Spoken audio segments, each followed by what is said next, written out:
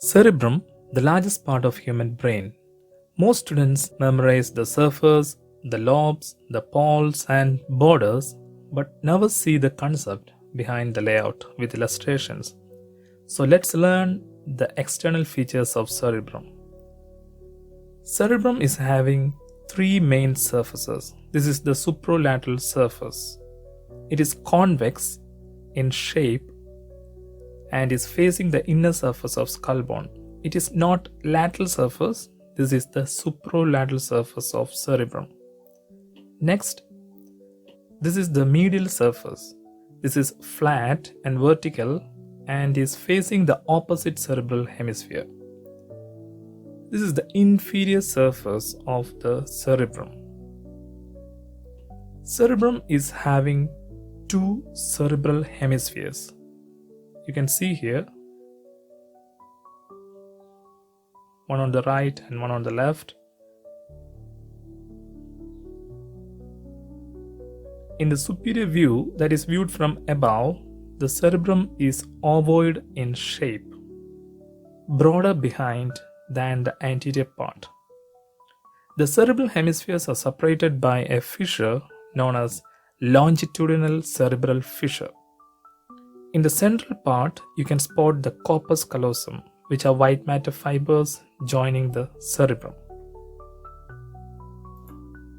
Imagine this cloth is the surface of cerebrum and this glass bowl is skull bone.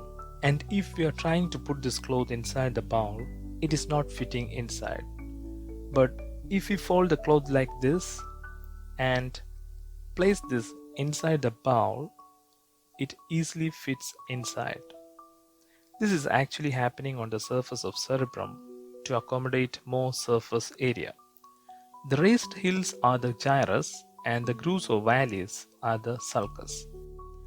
These are my hand-drawn brain illustrations. I don't want to spoil it, so I am bringing this copy of the drawing here to learn the landmarks and boundaries of lobes of cerebrum. First landmark is this sulcus called as the central sulcus, which separates the frontal lobe with the parietal lobe, and this is the lateral sulcus.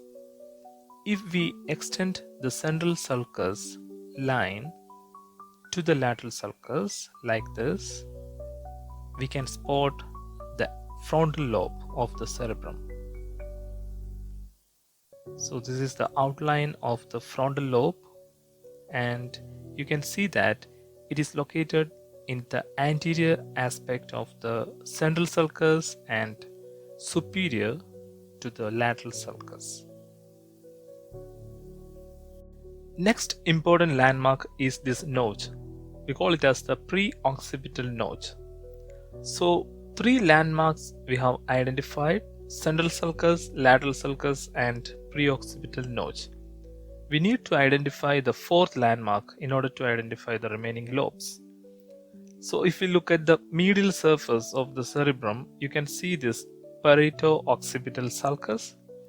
This sulcus joins the calcarean sulcus of the occipital lobe. This is the supromedial border of the cerebrum.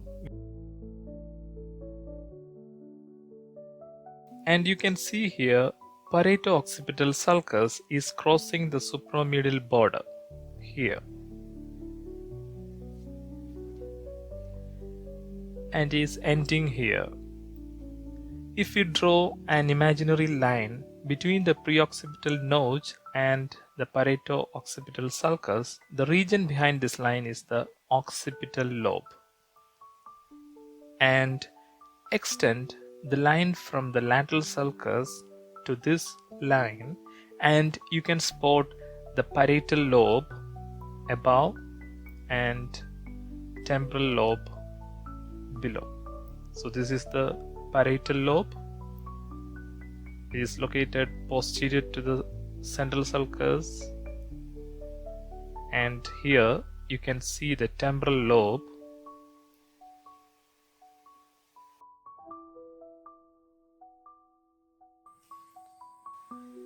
Let's see the poles of the cerebrum. Anterior end of the frontal lobe is the frontal pole, which is more rounded. The posterior end of the occipital lobe is the occipital pole, and the anterior end of the temporal lobe is the temporal pole. The frontal pole and the temporal pole, when viewed from below, that is the inferior view,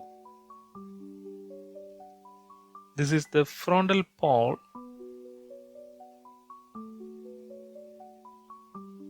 and this is the temporal poles. And you can see here, this is the occipital poles, which are more pointed than the frontal pole. In this inferior surface, you can see certain borders, both in the lateral aspect and also in the medial aspect. This border, which is lying in the medial aspect, is called as the medial orbital border.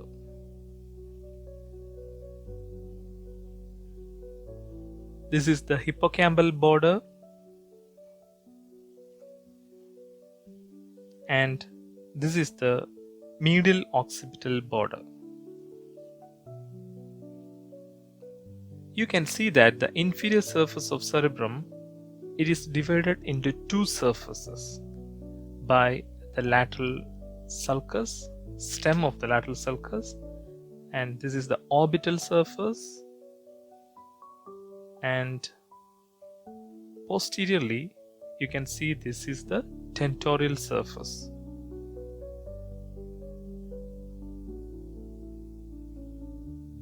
This is the infralateral border.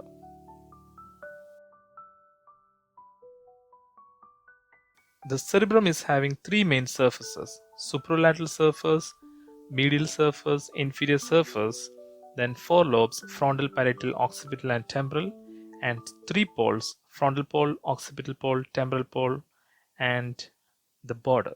So in brief, external features of cerebrum, you remember the poles, surfaces, lobes, borders, and you have to learn the sulci and gyri in detail in order to understand the functional representation of the brain.